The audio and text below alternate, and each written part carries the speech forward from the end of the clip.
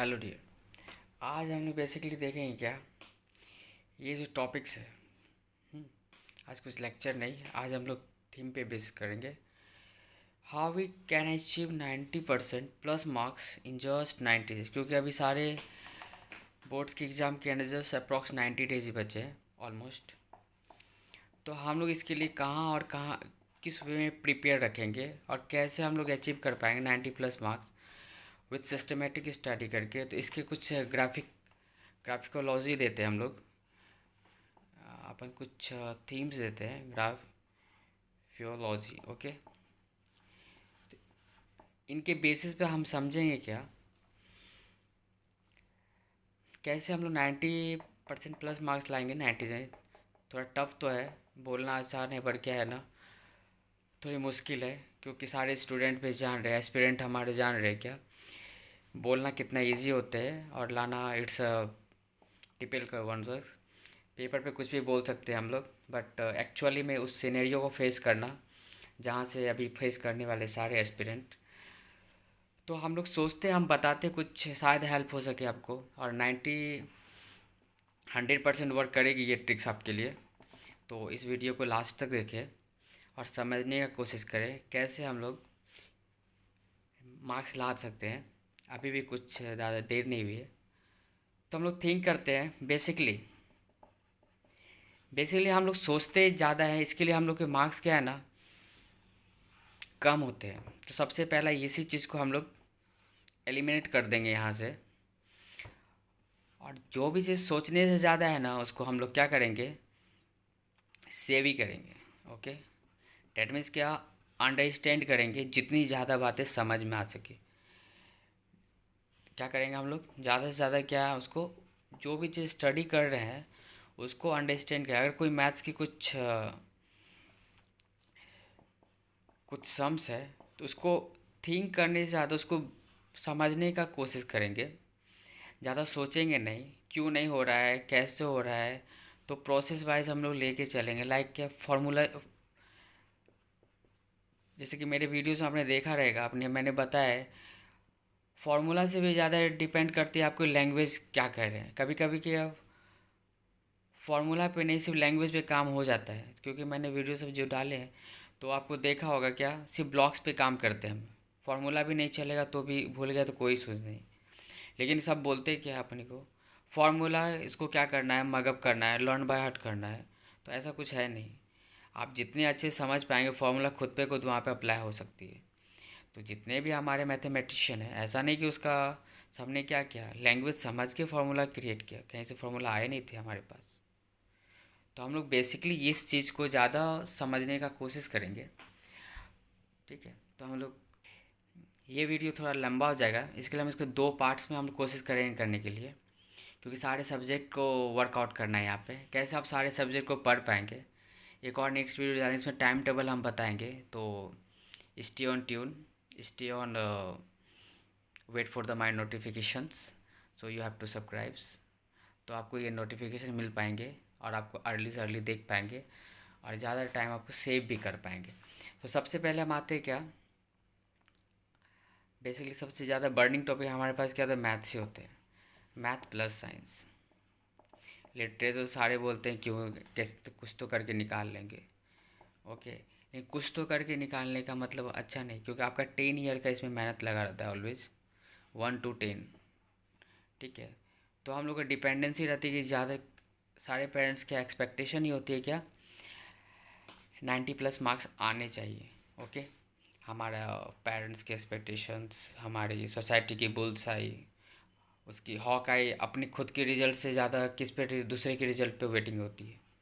हम लोग देखते होंगे, समझते भी, क्योंकि हम लोग भी ने भी यही चीज़ क्रॉस किया है। खुद के रिजल्ट की नहीं होती, दूसरे के रिजल्ट की ज़्यादा एक्सपेक्टेशन और डिपेंडेंसी होती है, उसके क्या आ रहे हैं उसके क्या आ रहे हैं। तो ये चीज़ छोड़ने का तो हम लोग अपने आप में सोचते हैं। तो हम लोग इसको एक्सक्लूशिएट करते हैं, how is just create the marks, how is just कुछ टॉपिक्स हम देते हैं तो उस पर हम डील करेंगे, how we create the marks. ये बहुत इंपॉर्टेंट वीडियो है 10th और 12th के लिए, जो बोर्ड के लिए एस्पिरेंट है। ठीक है, बेसिक। और नेक्स्ट अपन वीडियो बनाएंगे तो कंपटीशन लेवल के लिए बनाएंगे, कम्पिटिटिव एग्ज़ाम के लिए। ओके, तो फिलहाल 10th और 12th के बच्चे देख सकते हैं इसको, काफ़ी fruitful. Basically how we create the, क्यों क्रिएटर हम ही हैं, जनरेटर इसके हम ही हैं मार्क्स के, ना कि कोई दूसरा है। ठीक है, जो कॉपी एग्जामिनर जो कॉपी चेक कर रहे हैं वो तो जस्ट क्या है, एक कह सकते हैं स्टेजू है, जो जितना आपको मिल रहा है उसके अकॉर्डिंग टू वो मार्क्स देखेंगे। जैसे मार्केट कोई सामान खरीदने जाते हैं तो उनकी पब्लिसिटी के अकॉर्डिंग टू आपको क्या मिलता है, उस सामान की बिक्री होती है, उसको सेल कर पाते हैं हम लोग। बेसिकली हम लोग क्या क्रिएट कैसे करते हैं मार्क, तो कुछ पॉइंट्स है इसमें। फर्स्ट, कुछ भी जैसे अगर मैथ्स है, ठीक है, तो हम लोग इसको क्या ना सबसे ज़्यादा क्या करें, फिगर पे ध्यान दें। कुछ भी एक जेन्यून फिगर, अगर फिगर जितना संभव हो सके फिगर को ड्रॉ कर पाएंगे। और फर्स्ट नंबर फिगर ड्रॉ, ठीक है, उसको सही से स्केचिंग कर पाएंगे, to draw the figures, to draw the figure. Next अपन क्या कर पाएंगे इसमें, मैथ्स के केस में आपको डाटा पे ज़्यादा ध्यान देना है। ओके,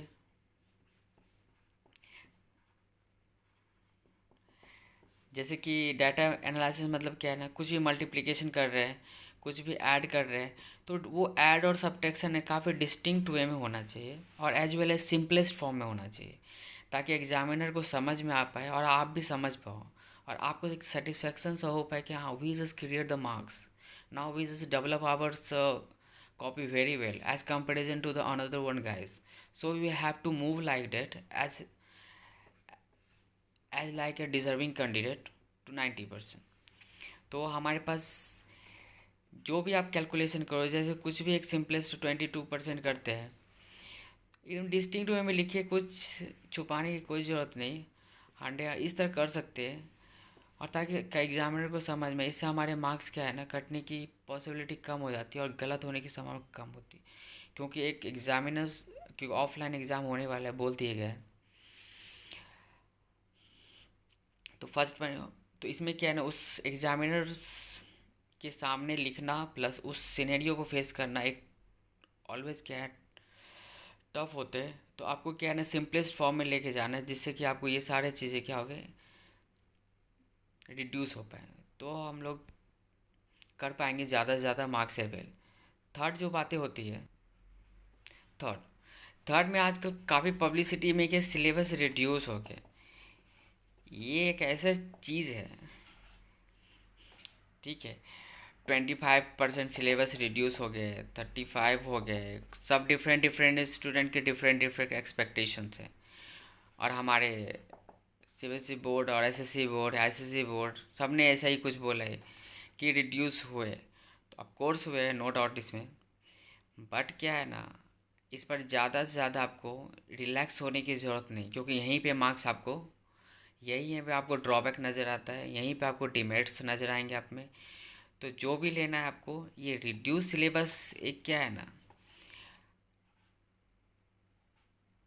एक ब्रिज गैप की तरह है। ओके, अगर नहीं पढ़ा तो प्रॉब्लम, पढ़ा तो प्रॉब्लम्स, तो इसको कैसे रिजॉल्व कर सकते हैं। तो बेसिकली क्या रिड्यूस ऐसे सब चीज़ हो गए हैं जिसका कि लिंक क्या है किसी दूसरे चैप्टर से आपको मिलेगा, आप चाहे देख सकते हो। ओके, चाहे वो मैथ्स की हो, चाहे वो साइंस की हो, चाहे वो लिटरेचर की हो, चाहे वो वाट एवर सब्जेक्ट्स हो। ओके, इन वाट एवर सीनेरियो। तो बेसिकली हमको रिड्यूस जो सिलेबस है उसको ऑलमोस्ट किसी किसी में दिया है, रिड्यूस सिलेबस को ऑप्शनल आ सकते हैं आपको उसमें। तो ऑप्शनली क्या है, एसएससी किसी में ऑप्शनल आ जाएंगे तो वो क्या करेंगे, आप पढ़ना तो पड़ेगा, अगर उसके इजी रहेंगे तो आपको तो डील तो करना पड़ेगा आपको। तो मतलब कैसे रिड्यूस भी पढ़ना पड़ेगा और जो मैंडेटरी पार्ट्स है वो भी पढ़ना पड़ेगा आपको।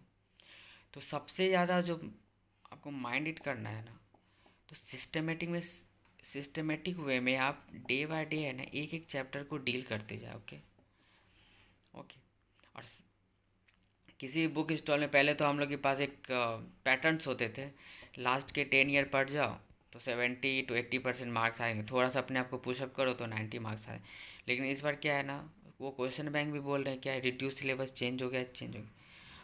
तो don't try to go here and there, stick on your again same patterns.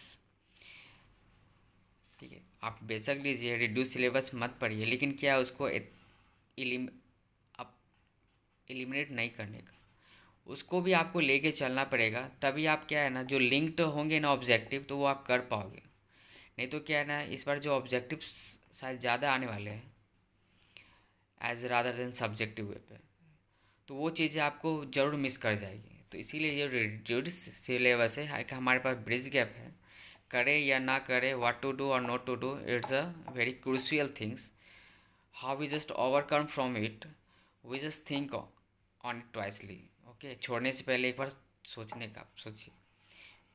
इसके लिए उसको क्या करना, आपको खुद से सेल्फ स्टडी, बोल भी दी कि सेल्फ स्टडी है उसमें, हमारे जो जो सिलेबस एजुकेशन मिनिस्टर उसमें बोले गए क्या ये सेल्फ स्टडी का पार्ट्स है। तो सेल्फ स्टडी में कहीं ना कहीं तो लिंक हुआ, तभी तो वो बोले जा रहे हैं ना आपको, क्योंकि सबको पता है self study is best study.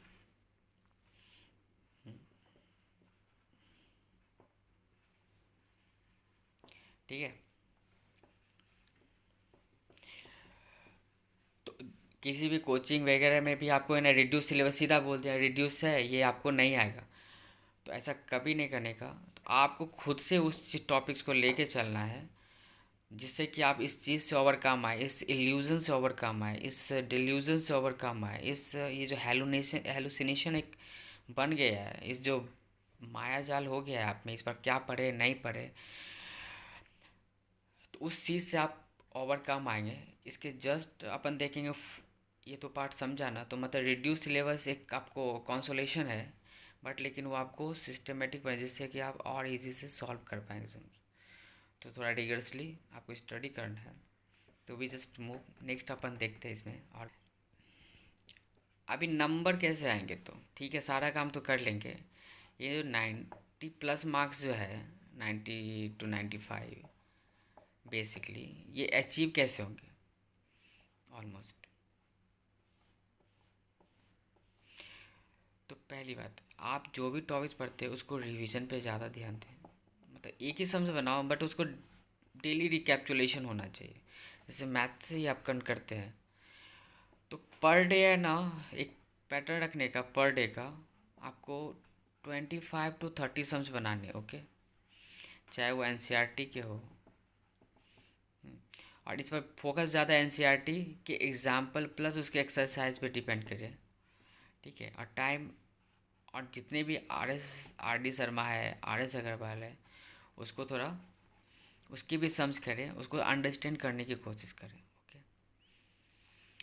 इसमें डेली का डेली है ना, 25 to 30 सम्स आपको सॉल्व करना है, रिवीजन करना है मैथ्स में, जिससे कि आपका वो सारा कैलकुलेशन जो है ना, किसी किसी, जैसे कि हम लोग ज्योमेट्री सेक्शन में देखेंगे तो उसको डिवीजन करना ही पड़ेगा, क्योंकि डाटा कुछ कुछ क्या है ना अलग अलग होते हैं, तो वहाँ कैलकुलेशन करने बैठेंगे तो क्या टाइम वेस्ट होगा। तो आपको उस कैलकुलेशन पार्ट को थोड़ा सा रिकैप करना है, how we just move, how we just resolve, ये आपको ध्यान में देना है।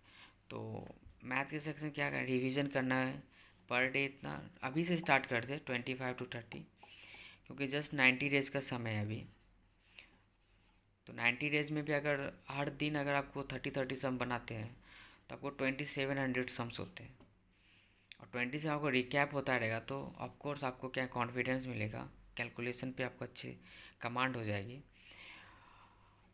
और फार्मूला सारे आपको लर्न बाय हार्ट, जिससे क्या होगा, ऑब्जेक्टिव भी सॉल्व हो पाएगी। ओके, अपन जो फोर्थ आप इसको कैसे रिवील करेंगे, तो उसको एक विजुअलाइज पैटर्न्स पे ले जाए। विजुअलाइज कहते हैं हमको, इस विजुअलाइज पार्ट्स मतलब क्या होते हैं आपको, जैसे कुछ सम्स नहीं बना सपोज रिवीजन करते हुए, उसको फिर से सोचो, और उनको है ना कभी भी टाइम मिले तो कहीं भी कैलकुलेट करके, मेंटली कैलकुलेशन करके दिखाने का, उस सम्स को अपने दिमाग में रखने का, और मेंटली कहीं भी कैलकुलेट करने का, और जितने सम्स होते जाएंगे उसको मेंटली हम लोग कैलकुलेट करेंगे। ठीक है, मेंटली, क्योंकि दिमाग कभी भी थकते नहीं बेसिकली अकॉर्डिंग टू, ओके, थकते तो हम लोग हो जाते हैं, ओके, तो माइंड कभी थकती नहीं। तो ये आप कितने भी इसको यूटिलाइज कर लो, हम लोग पूरी लाइफ में पता है 10% भी यूज़ नहीं कर सकते अपने ब्रेन का। Okay, so you have to excruciate your mind as much as you can, as much as you revise yourself, तो ये जो मैथमेटिक्स का पार्ट है आपको क्लियर नज़र आए। ओके, अपन नेक्स्ट में जो देखेंगे इसके, ठीक है, अभी हम लोग फिर देखेंगे क्या, एक लिटरेचर के पार्ट देखेंगे, वो हम लोग क्या है ना नेक्स्ट वीडियोस में देखते हैं। ये मैथ्स के तो हो गया, मैथ के फिर से बता देता हूँ। फर्स्ट क्या है रिवीजन, दूसरा पर डे सम्स इतने, थर्ड में क्या है ना 90% आपको सोचना है, उसके थिंक करना है, एज कैसा थिंक करना है, विजुअलाइज करना है डेटा एनालिसिस पे, ठीक है। और उनके जितने भी सम्स क्रिएट होते हैं, अगर आप स्केप हो गए नहीं समझ आया तो 2-3 बार उसको, और मेंटली कैलकुलेशन पे ज़्यादा ध्यान दो। ये नहीं कि जाके कॉपी लिया और ये 2×2=4 ऐसा कर रहे हैं, नहीं, इसको मेंटली कैलकुलेशन पे ज़्यादा लर्न करें, जो हमारे लिए फ्रूटफुल होगा। और मैंने बताया reduce reduce syllabus can help to reduce your marks, so you have to be careful on your reduced syllabus। Okay, सबसे मेन इसको आपको सेल्फ स्टडी पे ध्यान देना है, चाहे कोचिंग वाले चाहे कोई स्कूल कुछ भी बोल रहे, वो आपके मार्क्स नहीं चेक करने वाले।